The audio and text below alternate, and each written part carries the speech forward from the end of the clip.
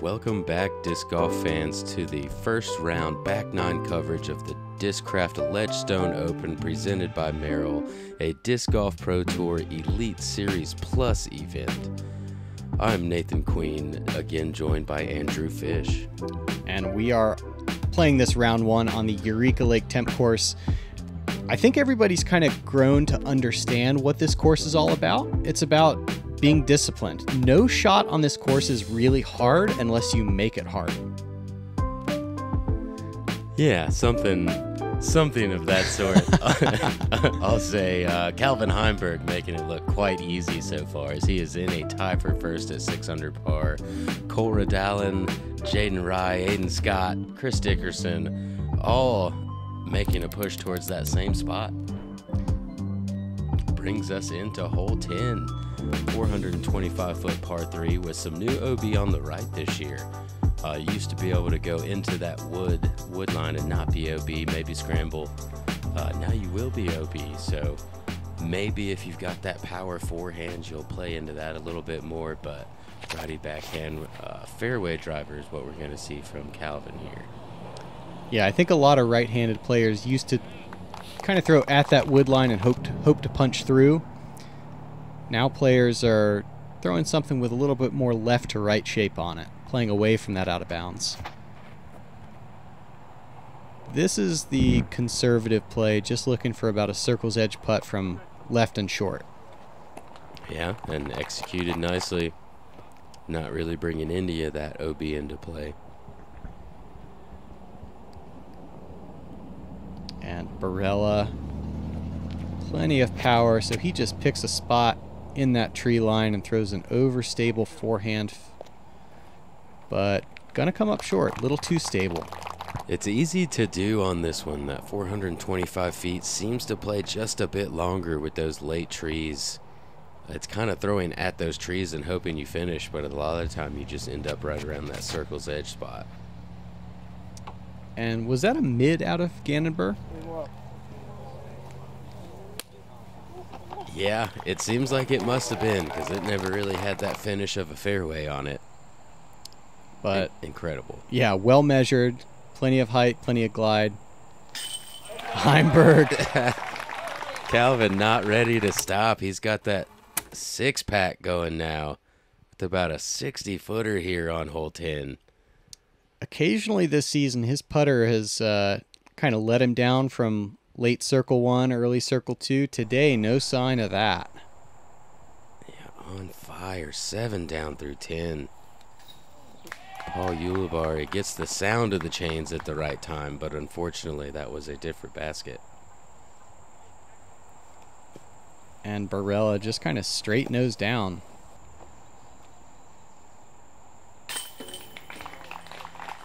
Gannon Buhr. What a shot, man. Gets the bounce back.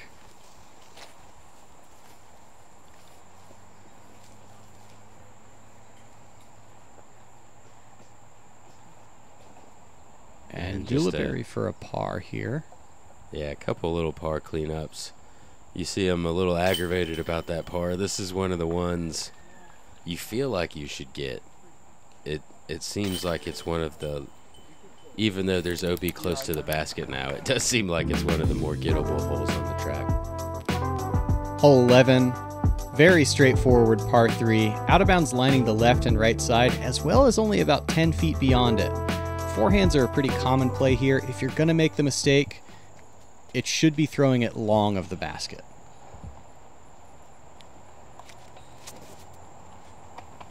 Yeah, this is another hole where the OB seems to creep in just a little bit more every year. And you see Calvin make that long mistake, gonna have a pretty simple par tap in. But that's his first par in quite a while.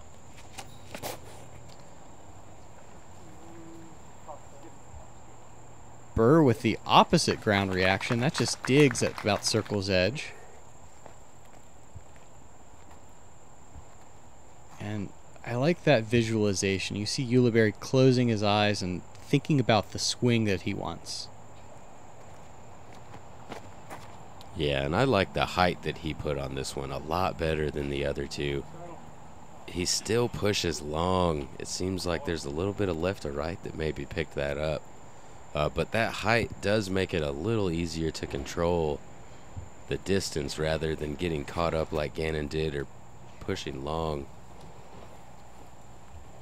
And plenty of stability for Barela. He's also going to be a step inside the circle.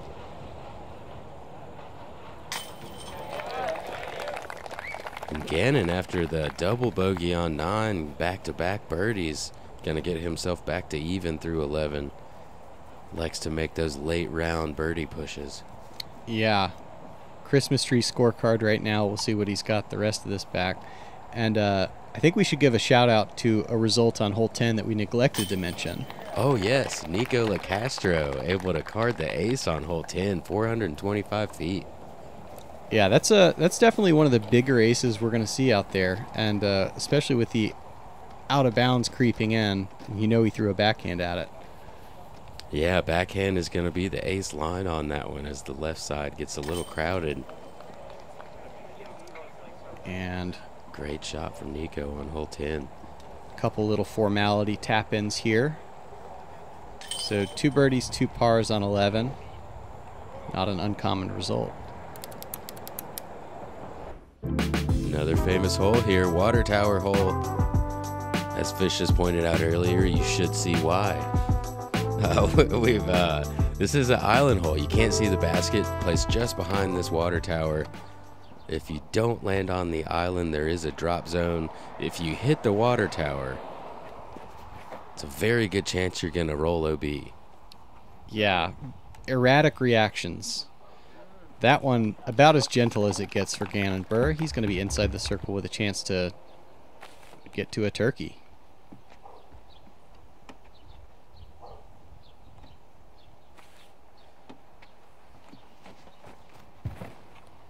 Barela, this is very spiky and early, I think. It does seem early. Hits the water tower on the front side, but doesn't get a roll out. Just going to have a very tricky, funny little feeling shot from there. Fairway driver for Heimburg, and that too will creep inside the circle. A very well executed, low driven shot rather than a big hyzer. Flattened it out. We haven't seen that. And without that same kind of power, Ulibarri is going to play a little flatter distance driver, but great width, pushing it past the basket and then swinging it just to the right. Yeah, that's how you would draw it up. And AB with just a little tricky, funny angle shot there. If he tried to throw a backhand, it really wouldn't glide at all. So going with the forehand, trying to get it in, and gobble for Gannon. Gets him to under par. I like the way that putting stroke looked in particular. I know it was a short putt, but it looked much more committed than some of his early round.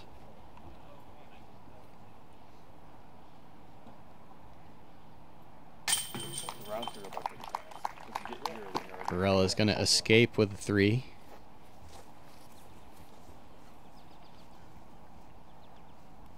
And Calvin, after a very short stint of a single par, going to get back on some birdies. He's now 8 under through 12. Is Paul Ulibarri going to get himself a birdie also? 5 under par. My name is Garrett Gerthy, also known as Double G, and I'm the founder of Double G Craft Jerky. Double G Craft Jerky is an awesome snack when you have a hankering on the course. You need a little something to pick you up out there so you can really get after a drive or finish on a putt and capitalize. When you're playing a disc golf round and you're hungry and you don't have a snack on the course, you start to lose focus, you start thinking about what am I going to eat for dinner. With Double G Craft Jerky, that's not a problem. At Discraft, we don't wait to see what the future holds. We build it.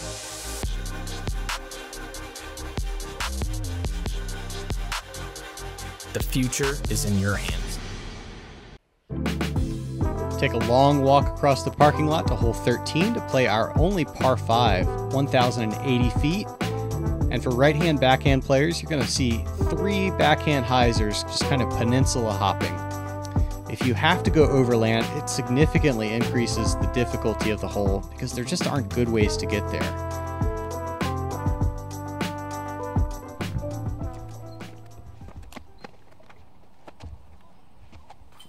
Yeah, playing over land, I would say you have to play for par after this first shot. If you push too far, though, it's difficult to get that shot over the water. Gannon, great spot there, going to be in a position to throw pretty much that same shot again. I think the aim point that you're basing everything off of is the twin tree just on the far side of that peninsula. Yeah, and that's about 350 feet. But Heimburg has gone pretty far left of that. Does stay in bounds, but that increases the distance he's got to carry and may cut off his angle a little bit.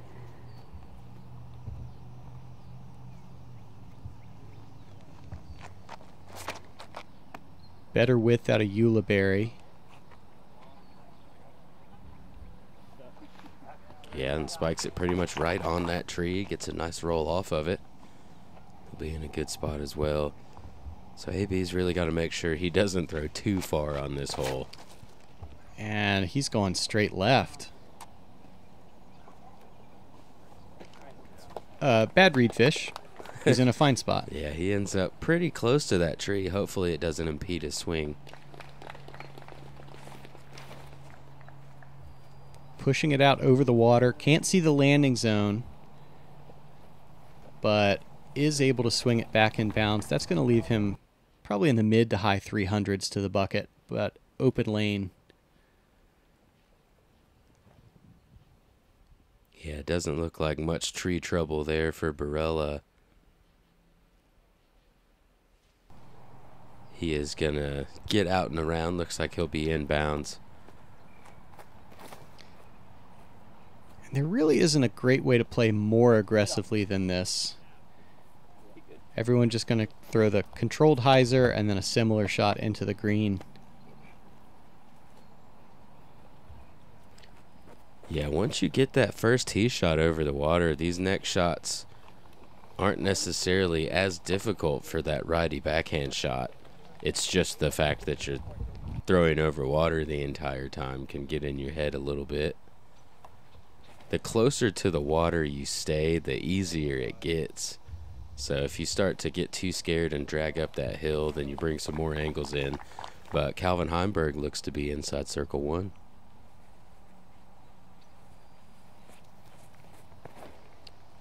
And throwing over some power lines is Barela. Also spikes a little high on the hill inside the circle. Paul with a flatter, lower swing with a fairway, I think. Yeah, and a little bit too low possibly. Pushed him long, or could have just put too much power on it. But that's a scary putt where he's pushed to. Putting back towards the water and with the slope. And Gannon Buhr, as you noted, a little higher on the hill, which meant he had to go underneath some branches. Unable to get all the way to the basket. Yeah, fortunate for the disc to sit down, and it looks like he did roll into circle two also. Got a chance to keep the birdie streak going. And just a bit left side there. Yeah, almost everything good about that putt. Floaty speculative bid from Ulibarri. Yeah, I like that. Changing styles to match the landing, you know. Definitely still trying to make that putt, but the way that he put that when it landed, it ensured that it wasn't going to roll away. Heimburg continuing his excellent work. 9 down through 13. And AB once again climbing under par. Yeah, fires that putt in there. That's the first time he's under par for the round, possibly. It's been a minute, yeah. Same for Gannon. He's had a bit of a rough stretch, but able to get under par on the last hole. And we're all green. on the scorecards on the bottom. We've got hole 14 now. Another very difficult hole, 850-foot par 4. Ideally, you'd like to carry this little casual relief area and get to this shadow in that tree. If you're in that shadow, you've got still 400 feet or so into this basket, where ideally you're throwing a righty backhand out over the water. He said contemptibly. Heimburg reaching for a fairway driver. Heiser release, little bit of drift on it. And gets to ground just in time to keep that out of bounds left side from creeping up. Yeah, great tee shot from Calvin there. A little higher and floatier for Barela. Yeah, maybe a little more disc also. And just gonna grab on, but he might be behind that tree. We'll see what he has to deal with there. The willow just past the landing zone keeps growing, forcing Heisers to go wider and wider every year. Again and again, disking down to what seems to be a mid-range. Able to get down into that 430-foot range or so.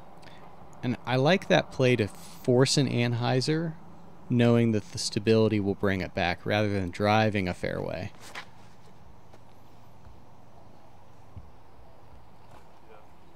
Paul keeping his very low, really just ensuring he stays in bounds and that he can collect his par here. He's well back, most likely just throwing a hyzer for placement. That flat low line flipping up implies that he's got some designs on a bird. Wow. Yeah, he's a little closer than I thought he was, but that's still close to a 450-foot shot right there. Yeah, I think everybody else on the card is going to be able to throw pure hyzer stability out over the water. Paul had to manipulate his angles a little bit more, but he's still competing on this level because he's good at throwing those distance driver angles. Yeah, that was very well done. Anthony Barela going to come up a bit short.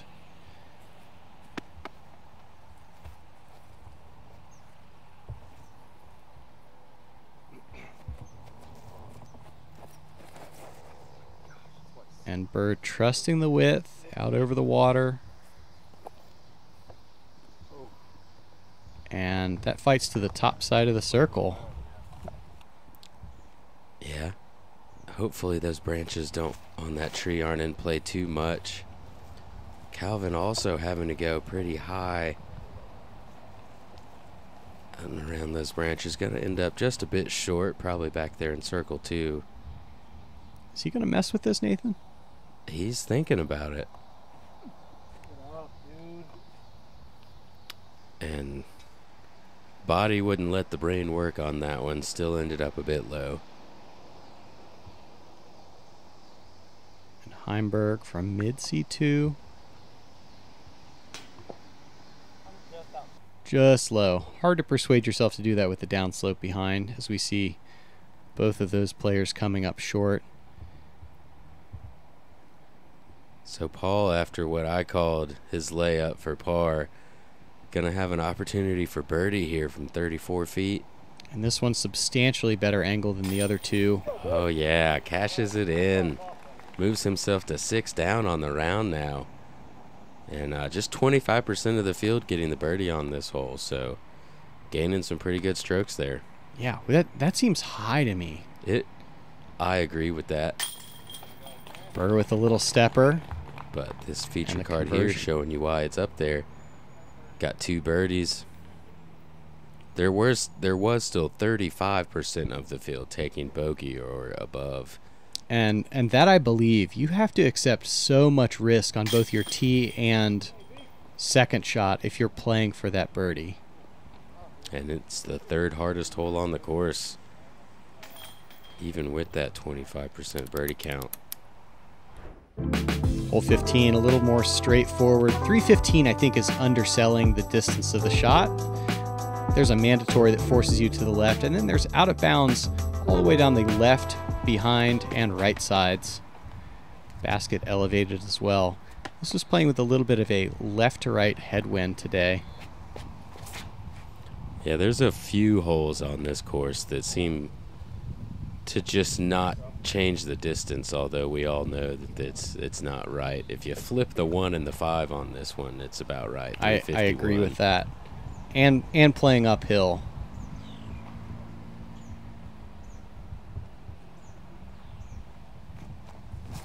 Paul to the fairway driver. Anheuser release, and it's kind of getting caught by the wind. Yeah, a little bit too much turnover on that, but was fast enough that it still got to the basket in time. Flattened out, should be inside circle 1. A little surprised to see Heimburg go with the forehand rather than his perfect fairway, but he clearly knows better than I. Yeah, I went with the distance driver to get that stability before the branches on the left side that can come into play. He hyzered right in front of him. It looks like AB's doing the same and is also going to get that nice little skip roll into the bullseye. It's not the reaction my forehands get. Mine kind of dawdle around the edge of circle 2 maybe. You've got that ultimate style. It's a little floatier. Gannon Buhr. Let's watch it again, Nathan. Yeah, circle 2. Clean center putt. Lots of pace on it. Yeah, back-to-back circle 2 putts for Gannon Buhr, moving himself to 3 under on the round. And making that late push. I'm sure he'd like to have some of that trouble out of the front, but still trying to get back in there as Paul Ulibarri moves himself to 7 under now. Just really one mistake on this round so far.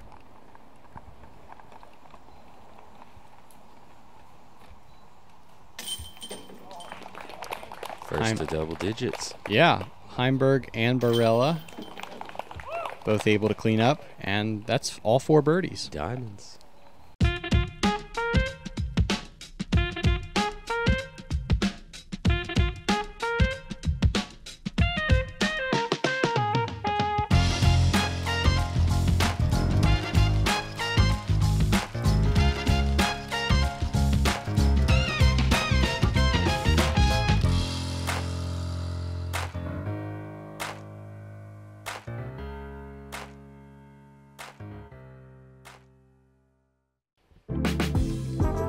We are at hole 16, a 606-foot par 4 with some OB all the way down the left side and an OB road on the other side of those bushes on the right side, but you do have to cross a Mando first that's on a light pole in those bushes somewhere. It doesn't come into play too often. I'm going to see backhand rollers, maybe some forehand distance drivers or fairways. And also this backhand flex shot. If you hit the height correctly, it can go a ways. Yeah, and if you can throw it with a mid-range like Gannon can, then it can stop before it fades left OB, which is what keeps a lot of people from throwing that shot.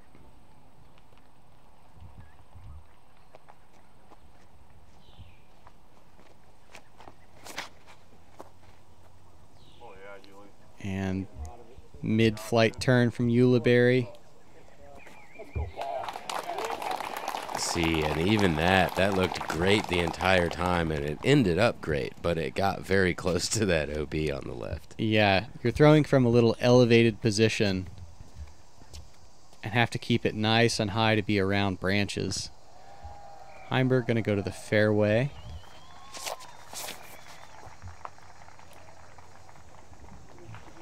And willing to overturn it a little bit.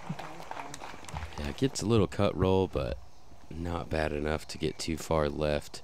I've never seen this many air shots on this hole before. We'll change it up a little bit. Oh, I take it back. I was certain that was a roller angle. He's just playing with a really overstable disc. Are there more trees? What happened here? Are there trees down that I didn't realize?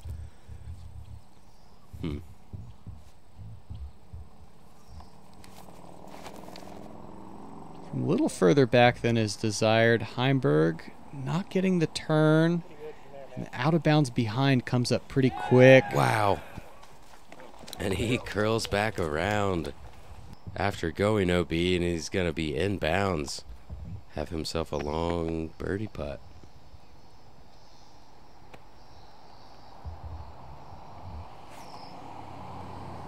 Buhr able to throw the floaty hyzer, and definitely didn't throw that well. Yeah, just a bit too floaty on that one. Got the nose up too much and didn't carry any speed over that hill. Ulibarri, though, going to put himself nicely inside circle 1. And the world kind of open here to Barela. Able to jump putt. Could have thrown backhand, forehand, thumber probably. Instead, he'll settle for edge of bullseye. Yeah, and that's what you'd like to see on this hole. 50% of the field able to card a birdie. Sit down. And Gannon not going to be one of those. Calvin Heimburg, after just staying in bounds, looking for a nice circle 2. And wow, just short. We've seen him make so many good circle 2 looks. Not to be on the 16th. And the danger of Buhr running that putt for 3 is this long comebacker for 4. And just able to smash it in.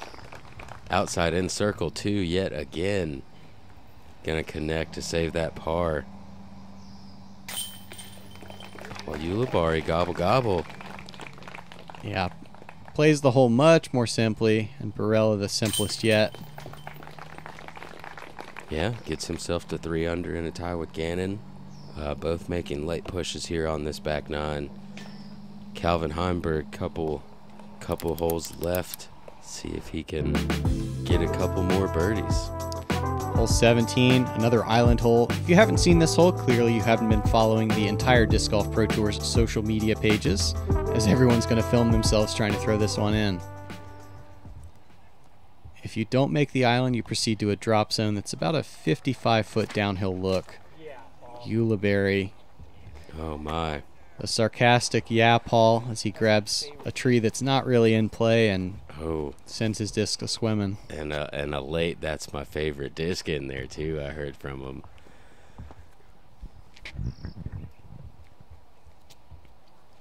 Have to amend that to the past tense now. Barela going to go with a forehand. Little bit of wind can pick this flight plate up late, so he needs to trust the width.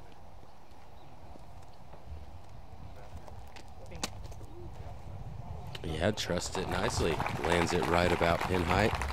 Skips still inside circle 1.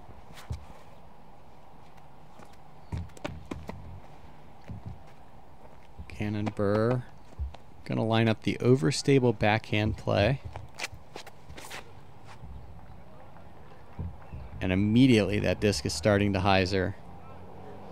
Oh yeah. Right to the bucket. Lined it up nicely. Like the distance control on that. We'll see if Heimburg learned anything from Gannon's shot.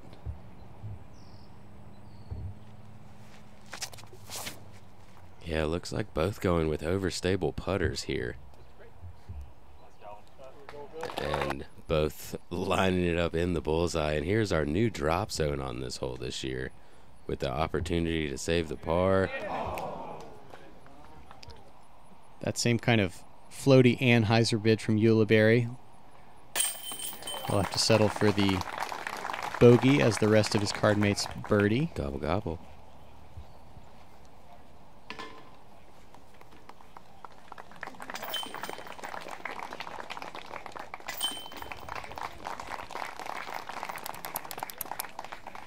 Here we are, hole 18, 711-foot par 4. Mando on the right side there, you have to stay left of. You've got this odd little concrete patch here that you need to avoid. The farther up on the hill to the right you get, the more open this second shot gets. There is some play out over the water as well, but I don't think we'll see that, but I was wrong a couple times this round. It's possible. It just depends on where you land. I think there's... Oh, Barela, this is tracking left in a hurry. And yeah, that's out of bounds. There's two different schools of thought here. Throw your shot tee shot aggressively and get way down there, or lay up a putter or something and then try to throw a big forehand or lefty backhand over the water.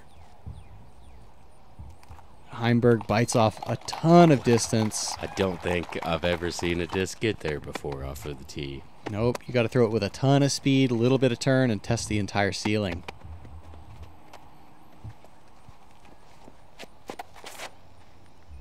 This, the lower, more common play out of Gannon Buhr. This will get a little bit of cut roll on it, but nothing bad. Leaves him in the 350, 370 range to the bucket.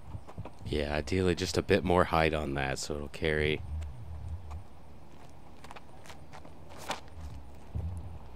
And maybe it's just because it's so calm. These players want to throw the air shots. But again, surprised that I didn't really see any rollers on this hole. That's another play that I feel like you see pretty often.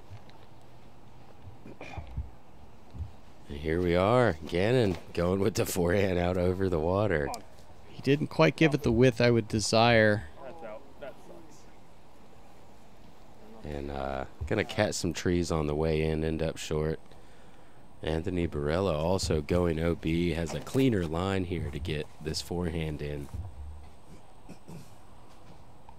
Big and spiky. Gonna put himself circle's edge, maybe just a touch outside. Paul, this is going to be over land the entire way, I think. Trying to play a skip shot that runs up at the end. Oh, nope. High window. Nathan, we must be off our game reading what players are going to do today. Yeah, well, I guess this year has just, it keeps blowing people's minds. Everyone decided, oh, I have a big forehand now? Yeah. It's not something that we've seen in past year's coverage, you know, 3 times on the same card anyway. You know, somebody will bring it in every once in a while. And Calvin Heimburg, I think we can reasonably safely say he'll get to 12 under for the round. Yeah, Gannon looks like he'll stay at 4. This is Anthony Barela to stay at 4. Good conversion. A little bit of up and down for AB, but with 3 rounds to go, he's still in the mix.